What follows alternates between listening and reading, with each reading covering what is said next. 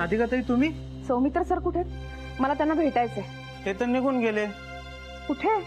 ते काय मला माहित नाही. मला बोलले तू उद्यापासून येऊ नको.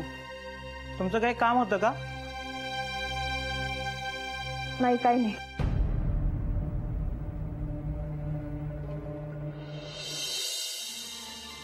आई असा रडून निरोप देणार का मला? नाही तसं काय. मी थांबून तरी काय करू सांग? मी फक्त तुम्हाला भेटायला आलोय. मला माहित नाही आपण परत कधी भेटू. असं नाही ना बोलू. खाऊन बरं तू असं बोलू. काय करू आई सांगा मला, काय करू मी? नाहीये राधाच्या मनात काही तर मी ती तिथे माझ्यासाठी वेगळ्या मुली शोधतेय. माझ्या डोक्यात काहीतरी वेगळंच आहे. कशासाठी, का जबरदस्ती करायची आपण? खरं तर भेटायचं होतं मला तिला, पण नाहीये ती घरी. पण ठीक आहे, निदान तुमची आणि अथर्वची तरी भेट झाली. येतो आई. हा काका. अरे काय रे? तुम्ही जात आहे? हो रे, जावं लागेल. तुम्ही परत नाही येणार? नाही. तुम्ही मला फोन पण नाही करत? नाही. बाबांना का सोडून जाता तुम्ही? करेन फोन तुला. प्रॉमिस, मी करेन फोन. प्रॉमिस ना? प्रॉमिस. तू पण प्रॉमिस दे मला. आईला त्रास नाही द्यायचा. हो. सगळा होमवर्क करायचा. प्रॉमिस.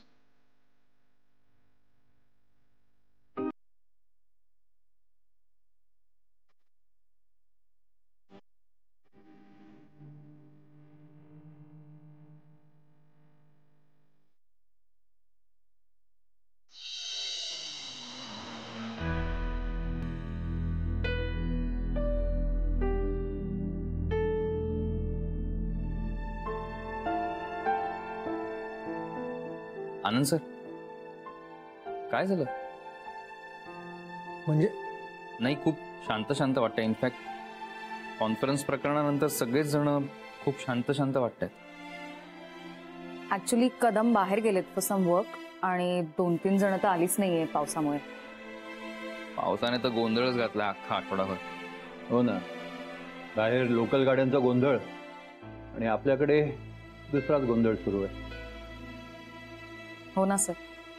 श्रेयस, तू आणि राधिका वहिनीने अगदी पिच्छा पुरवला था त्या डुप्लिकेट मसाले प्रकरणाचा. खरंय. आणि राधिका वहिनी म्हणजे उन्होंने एक बार ठान ली ना की म्हणजे निकाल डायरेक्ट. नाही, आनंद आहेच की या गोष्टीचा छडा लागला ते. पण वाईट याचं वाटतंय की आपल्याच लोकांनी हे करावं. राजवाडे, महाडिक हे आपल्या कंपनीचे बोर्ड ऑफ डिरेक्टर्स आहेत ना, त्यांना हे सगळं करायची काय गरज आहे? श्रेयस, काही लोकांची मेंटॅलिटी सेडिस्ट असते, म्हणजे विकृत असतात. त्याला आपण काय करू शकत नाही. खरं बोलली जेनी. आणि याचं सगळ्यात मोठं उदाहरण म्हणजे गुरुनाथ. अरे वहिनीने काय नाही दिलं त्याला, तरी पण शेवटी त्याला जसं वागायचं तसंच वागला ना तो. आणि ते महाडिक आणि राजवाडे, दे वर ऑलवेज अगेन्स्ट मॅन. ही त्यांची वृत्ती ग, वृत्ती. दुसरं काय? आता मी पुढे जाऊ शकत नाही ना. मग जर तू पुढे जात असशील तर तुला त्रास द्यायचा. जर आपण यशस्वी होऊ शकत नाही तर दुसऱ्याला यशस्वी होऊ द्यायचं नाही. हीच वृत्ती. सर, पण वहिनी पुरून उरल्या या सगळ्यांना. हे सुद्धा सहन होणार नाही त्यांना. एक्झॅक्टली. खरं बोललास आनंद. खंत एकाच गोष्टीची आहे, वहिनीने इथलं मोठं बालन टाळलं, पण त्यांच्या आयुष्याचं गणित मात्र चुकेल असं वाटतंय. म्हणजे वहिनींच्या खाजगी आयुष्यात सध्या जे काही चाललंय त्याबद्दल बोलतोय मी. तुम्हाला सौमित्र बद्दल बोलायचंय का सर? हो, मनापासून प्रेम करतो रे तो वहिनींवर. सर, हे आपल्याला माहिती आहे. मॅमला कोण सांगणार? त्यांना पण समजायला पाहिजे ना. हु विल टेल हर? आनंद, मला वाटतं आनंदने या विषयावर त्यांच्याशी बोलावं. मी का? मित्र आहेस तू त्यांचा? हो, पण नाही, हे असं त्यांच्या बरोबर बोलणं हे मला कठीण जाईल. Exactly sir. हे ना जरा पर्सनल आहे. म्हणजे एका लिमिट पर्यंत आपण बोलू शकतो, बट आफ्टर दॅट त्यांचा डिसिजन आहे ना. पण समजा सौमित्र जर अमेरिकेला निघून गेला तर प्रॉब्लेमच ना, मग काय करणार आहात? हो गॉड, नाही हे नाही व्हायला पाहिजे. सौमित्रचं अगदी मनापासून प्रेम आहे बहिणीवर. आपल्या हातात प्रार्थना करणं आहे, सो आपण प्रार्थना करूयात की असं काही होऊ नये.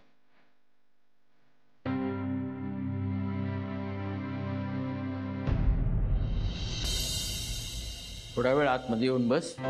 नको ना नाना, मी उलट मुद्दाम तुम्हाला सगळ्यांना बाहेर भेटतोय, कारण घरात आलो तर परत सगळ्या माणसांमध्ये जीव अडकतो. निघतो मी, खरंच निघतो. सौमित्र, असं बोलून नको रे आम्हाला रडवू. तू पण मला सोडून चल. काकू प्लीज रडू नका, प्लीज प्लीज प्लीज रडू नका. मी नाही सोडून वगैरे नाही जात आहे, फक्त अमेरिकेला जातोय कामासाठी. हा, मी फोन करेन ना तुम्हाला, व्हिडिओ कॉल करीन रोज. ओके, नक्की.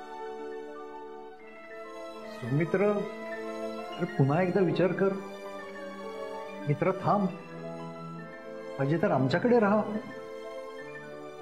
असं बोलून तुम्ही आता मला रडवू नका प्लीज. निघू दे मला. असं नको रे करू, थोडे दिवस थांब ना. हो, कदाचित वहिनींना रिअलाइज होईल तुझ्या मनात काय चाललंय ते. सुबोध, रिअलाइज व्हायचं असतं तर ते कधीच झालं असतं. आता काय वेगळं होणार आहे. चल, निघतो मी. अरे पण अशी हार मानून कसं चालेल बाबा. काही काही गोष्टी असतात आपल्या मनासारख्या वळत नाहीत. म्हणजे कळत असतं पण मन तयार होत नाही. बरोबर आहे, मलाही तसंच वाटतंय. हवं तर आम्ही सगळेच बोलतो ना तिच्याशी. मी बोलते राधिकाशी. असा जोडीदार शोधून सापडणार नाही तिला. अरे राधिकाला एवढा मोठा निर्णय घेताना भीती वाटत असेल, जरा समजून घे ना. आम्ही राधिकाला समजावतो. नको, त्याचा काही खरंच आता काही फायदा नाही होणार आहे. प्लीज जाऊ दे ना मला, प्लीज जाऊ दे. असं नको बोलूस. एक शेवटचा प्रयत्न करून बघूयात का आपण. आतापर्यंत कमी प्रयत्न केलेत का आपण? कदाचित मीच कुठेतरी कमी पडलो असेल असं मानूया. आणि आता काही तुम्ही प्लीज बोलू नका. मी इथून निघालेलं बरं. अरे नाही, हे बघ, एकदा बोलूया ना तिच्याशी. नको रे होते. मी काही बोललो आणि आमची जर मैत्री तुटली ना तर त्याचा जास्त त्रास होईल मला. आणि आता मला सुद्धा राधाला कुठल्याही प्रकारे त्रास नाही होऊ द्यायचा. जाऊ दे मला प्लीज.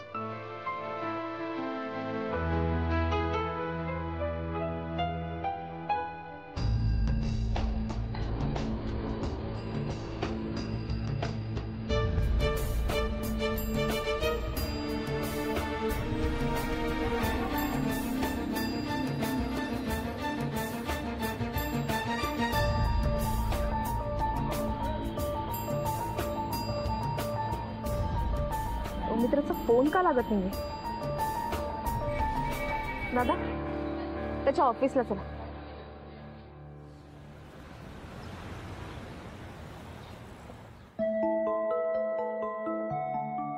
चला. पण खरंच तुमच्या सगळ्यांचे मनापासून थँक्स. खरं तर आपली कोणाचीच डायरेक्ट ओळख नव्हती. मी राधा आणि गुरुचा मित्र होतो, पण तुम्ही कोणीच मला कधी परक वाटू दिलं नाही. त्या शहरात सुद्धा एकटा होतो मी, पण तुमच्या सगळ्यांमुळे मला कधी एकटेपणा सुद्धा जाणवलं नाही. खरंच तुम्हाला सगळ्यांना मी कधीच विसरू शकणार नाही. सौमित्र, विसरणार तर आम्ही पण नाही. पण खरं सांगू, आम्ही दोघंही तुझ्यात आमच्या मुलाला शोधत होतो. आमचा मुलगा परदेशात निघून गेला आणि आम्हाला विसरला. तू परदेशातून आलास ना, आम्हाला वाटलं तुझ्या रूपात आमचा मुलगाच परत आलाय. तूही आता चाललास. का असं का बोलताय तुम्ही? काका प्लीज असं बोलू नका. अहो, तुमच्यासारखा जिंदादिल माणूस मी आयुष्यात कधी बघितलेला नाही. अहो, काय काय केलंय तुम्ही काका. काय एनर्जी आहे तुमची या वयात. त्या गुरुच्या मागावर गेलात, त्या शनायाच्या मागे जाऊन छडा लावलात. मी जेव्हा तुमच्या वयाचा होईल ना, तुमच्या अर्धी जरी एनर्जी असेल ना माझी, तरी खूप झालं काका. काका प्लीज प्लीज रडू नका. तुमच्या चेहऱ्यावर ना हे अश्रू शोभत नाहीत. छान स्माइल द्या बघू, छान स्माइल द्या. अरे हार्ड आहे बाई, तू हार्ड आहे. पण काका एक खात्रीने सांगतो तुम्हाला, तुमचा हा मुलगा तुम्हाला कधीही विसरणार नाही. आपण फोनवर बोलूया नक्की.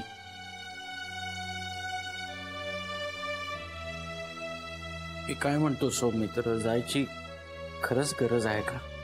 त्यांना गरजेचं नाहीये, पण दुसरा कुठला पर्याय सुद्धा नाही. असं कसा पर्याय नाहीये, सापडेल ना काहीतरी. नको करूस असं. सौमित्र, अरे आम्ही सगळे आहोत तुझ्या बरोबर. आम्ही बोलू ना राधिकाशी. नाही नाही नानी, प्लीज प्लीज प्लीज तुम्ही नका बोलू. तुम्ही सगळ्यांनी कोणीच बोलू नका प्लीज. कारण नानी राधा इतकी चांगली आहे की तुमचा मान राखायला म्हणून ती मला हो म्हणे. ते नकोय मला. तिच्या मनात जर नाहीये तर नको ना, कशासाठी. त्यापेक्षा मी इथून निघालेलं बरं. पण सौमित्र, त्यासाठी इतका टोकाचा निर्णय घ्यायची काय गरज होती? आपण सगळ्यांना सोडून तू जाणार? नको असं करूस रे, तुझी खूप आठवण येईल. मला पण तुमच्या सगळ्यांची आठवण येणारच आहे ना. उलट तिथे तर एकटाय हो मी. मला तुम्ही तर किती मिस करणार आहे. तुम्हाला सगळंच मिस करणार आहे इथलं मी. नानांशी केवढ्या गप्पा मारायचो मी, त्या सगळ्या मिस करणार. नानींच्या हातचा चहा, रेवती सोबतची मैत्री, आणि काका तुमचे पीजे तिथे आठवून आठवून हसेन मी. हे सगळंच मिस करेन. आणि राधाचं न मिळालेलं प्रेम सुद्धा मिस करेन. हे सगळंच आठवेल मला. पण माझं जाणं भाग आहे. प्लीज प्लीज मला अडवू नका. जाऊ दे मला. येतो. कुठे निघाला?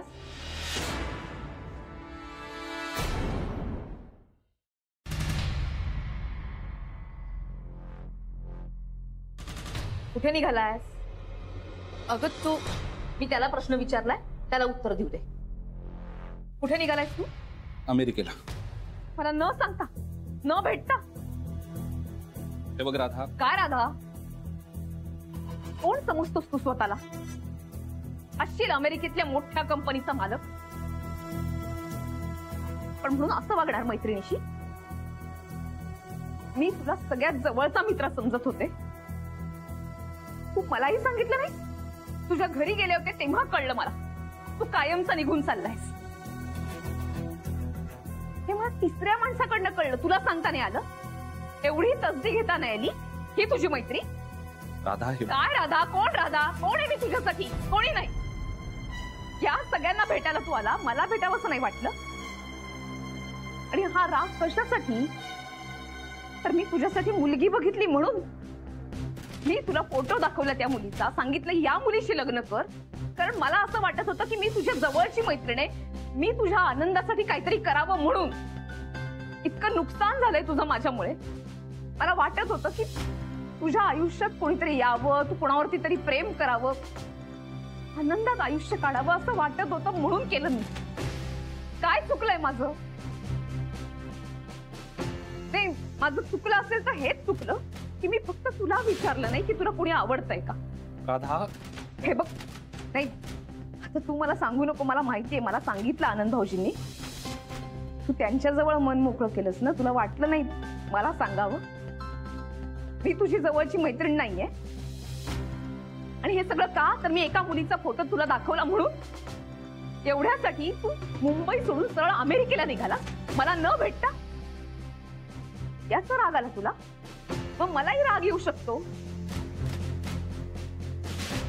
तुझ्या मनात एवढं सगळं होतं तर तू मला का नाही सांगितलं? येऊ शकतो ना मलाही राग. आता हे बघ, त्या मुलीचं नाव मी तुला नाही सांगू शकत. का सांगू शकत नाहीये? हा, कारण तू मला जवळची मैत्रीण मानत नाहीस म्हणून ना? हे कारण नाहीये राधा. मग काय कारण आहे? हेच कारण असू शकतं ना? राधा हे कारण नाहीये. मग काय कारण आहे? कारण ती मुलगी तूच आहेस.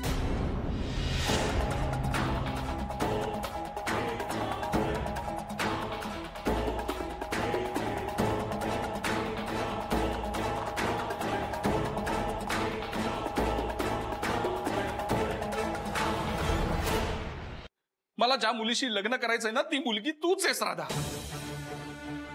कळतंय तुला? मला फक्त तुझ्याशी लग्न करायचंय. बाकी कुठल्याही मुलीशी लग्न करण्यात मला अजिबात इंटरेस्ट नाहीये. Love you Radha. I love you.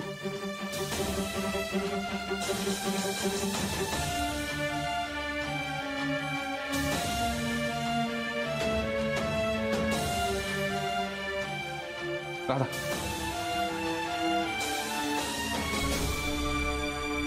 Radha sorry. मला तुला अशा पद्धतीने नव्हतं सांगायचं.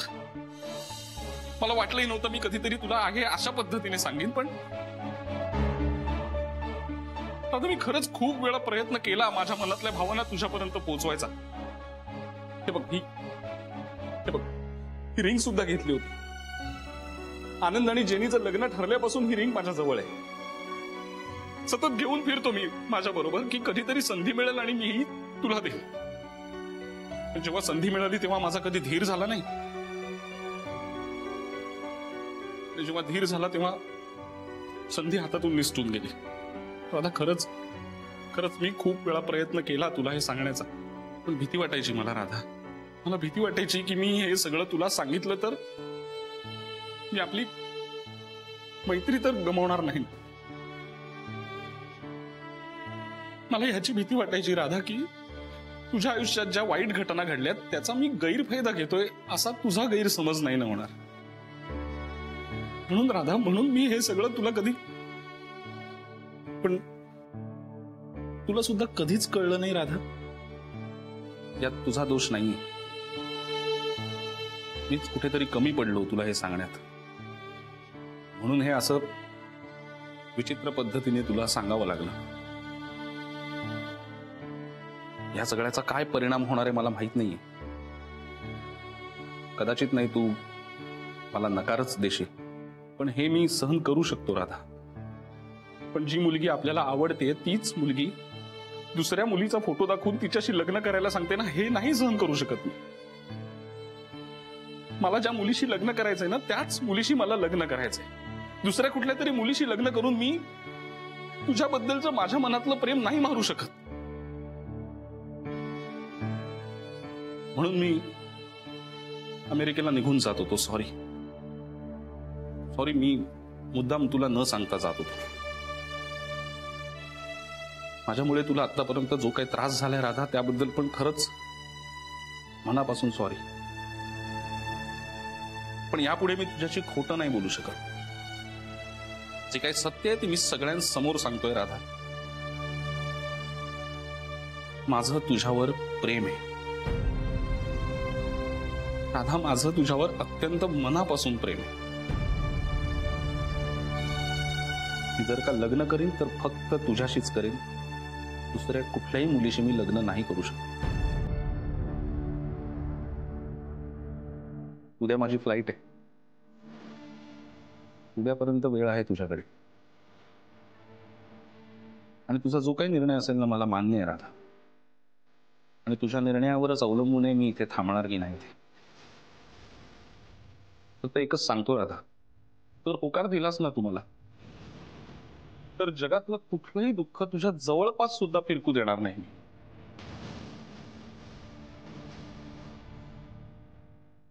अत्यंत मनापासून जपेल तुला. तुला अथर्वला जगातलं सगळं प्रेम तुझ्या पायाशी आणून टाकेन मी. जर का नाही